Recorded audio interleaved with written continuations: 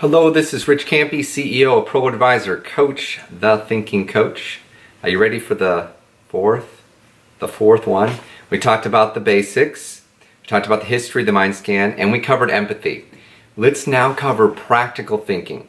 So practical thinking is part of the doer or the extrinsic terminology or scientific terminology, and it's in the external world. So the doer to the external world is what we call practical thinking.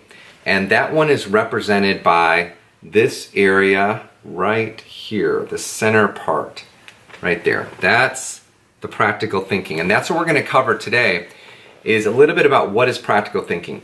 The larger the circle, remember the clarity, the larger the circle in this particular dimension is our ability to see all the ways to get things done, right? How do I move things forward? If I say, hey, we got to go from point A to point B, a high clarity, right? A bigger circle in this is going to see tons of ways to make that happen. We could do this, we could do that, we could do this, we could do that, right? All the things we could do, all right? The smaller the circle in this particular dimension would be very narrow, very focused, very creative around the ways we see to get things done, but much more narrow in the path, all right?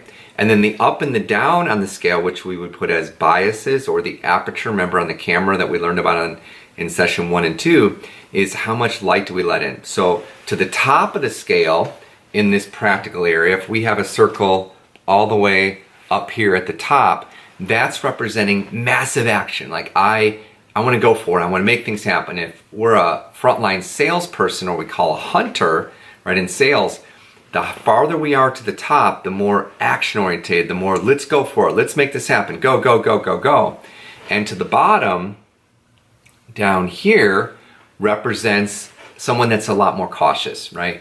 So we could see all the ways to get things done and go for it, or we could see all the ways to get things done and be a lot more cautious, a lot more reserved, a lot more planned. And we're going to learn about this as we summarize all these together in the next session. Is what is the traditional thinking pattern of a high-end salesperson, right? That just drive results, go, go, go, go, go, compared to a CEO or an executive that typically is going to want or should be a little bit more reserved in their process, depending on the organization, where they are at that point. But in most cases, it's going to be more about the people and more about the process systems and less about driving frontline results.